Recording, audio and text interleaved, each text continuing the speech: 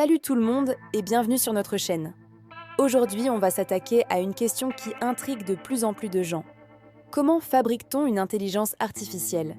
Ça peut sembler super complexe, un peu comme de la magie noire informatique, mais je vous promets, on va démystifier tout ça ensemble, étape par étape. Que vous soyez un pro de la tech ou juste curieux, restez avec nous, ça va être passionnant. Alors, tout commence par une idée, un objectif. On ne crée pas une IA juste pour le plaisir. On veut qu'elle résolve un problème précis. Est-ce qu'on veut une IA qui peut reconnaître des chats sur des photos? Une IA qui peut traduire des langues? Ou peut-être une qui peut conduire une voiture? Cette première étape, la définition du problème, est cruciale. Elle va déterminer tout le reste du processus. Par exemple, si on veut une IA pour diagnostiquer des maladies à partir d'images médicales, l'objectif est clair: identifier des signes spécifiques sur des radios ou des scanners. Une fois qu'on sait ce qu'on veut faire, on passe à l'étape la plus gourmande en ressources, la collecte de données. L'IA, c'est un peu comme un bébé qui apprend. Pour qu'elle apprenne, il faut lui donner des exemples. Beaucoup d'exemples. Ces exemples, ce sont les données. Pour notre IA qui reconnaît les chats, on va avoir besoin de milliers, voire de millions d'images. Certaines avec des chats, d'autres sans. Et ces données doivent être de bonne qualité et variées. Des chats de toutes les races, de toutes les couleurs, dans toutes les positions possibles. Si on ne lui montre que des chats noirs, elle aura du mal à reconnaître un chat blanc. C'est ce qu'on appelle un biais. La qualité et la diversité des données sont absolument fondamentales pour la performance future de l'IA. Maintenant qu'on a notre montagne de données, on ne peut pas les donner brutes à notre IA. Il faut les préparer. C'est l'étape du nettoyage et de l'étiquetage. Imaginez qu'on a des photos floues ou mal cadrées. Il faut les enlever.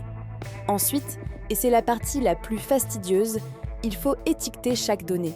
Pour chaque image, on doit dire « ici il y a un chat » ou « ici il n'y en a pas ». C'est un travail souvent manuel, qui demande une patience infinie. C'est comme si on préparait des fiches de révision pour notre étudiant IA. Chaque fiche contient un exemple et sa réponse correcte. Ce processus garantit que l'IA apprend à partir d'informations claires et précises. On a notre problème, on a nos données propres et étiquetées. Il est temps de choisir le cerveau de notre IA, le modèle. Un modèle, c'est un algorithme, une sorte de recette mathématique que l'IA va utiliser pour apprendre. Il existe des centaines de types de modèles différents, chacun adapté à un certain type de tâche.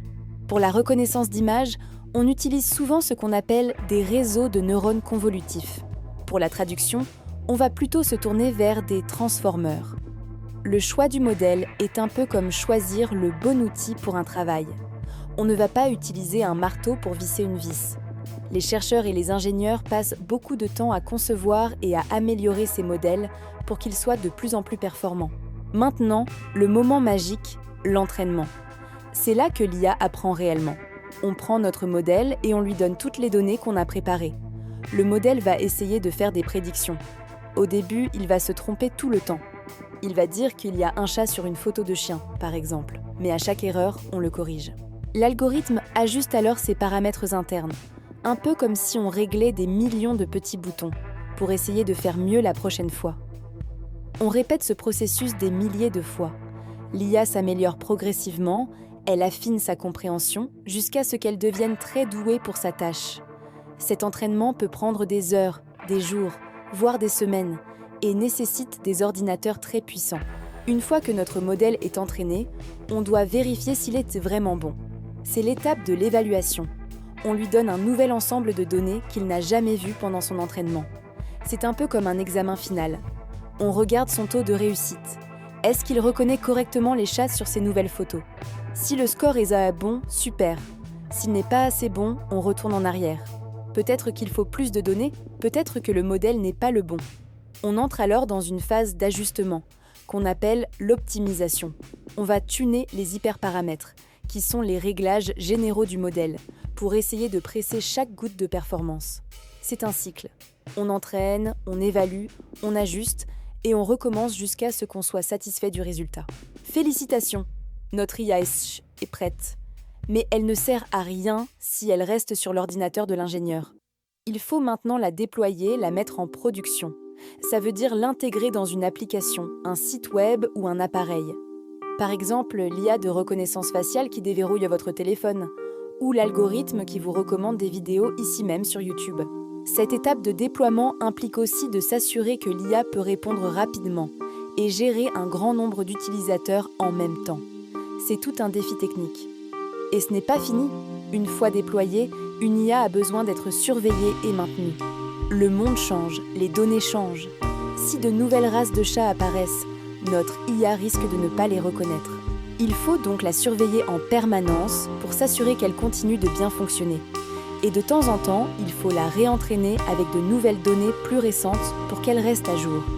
C'est un cycle de vie continu. Une IA n'est jamais vraiment finie. Voilà, vous savez tout. Fabriquer une IA, ce n'est pas de la magie, c'est un processus long et méthodique qui va de la définition d'un objectif à la maintenance continue. Ça demande des données, de la puissance de calcul et surtout beaucoup de travail humain de la part des ingénieurs, des chercheurs et des spécialistes des données. C'est un domaine fascinant qui évolue à une vitesse folle. J'espère que cette explication vous a éclairé et a rendu le sujet un peu plus accessible. Si vous avez des questions ou si vous voulez qu'on explore une de ces étapes plus en détail, n'hésitez pas à le dire dans les commentaires. On adore lire vos retours. Merci beaucoup d'avoir regardé cette vidéo jusqu'au bout. Si ça vous a plu, pensez à laisser un petit pouce bleu, ça aide énormément la chaîne. Et bien sûr, abonnez-vous pour ne pas manquer nos prochaines explorations dans le monde de la tech et de la science. À très bientôt pour une nouvelle vidéo.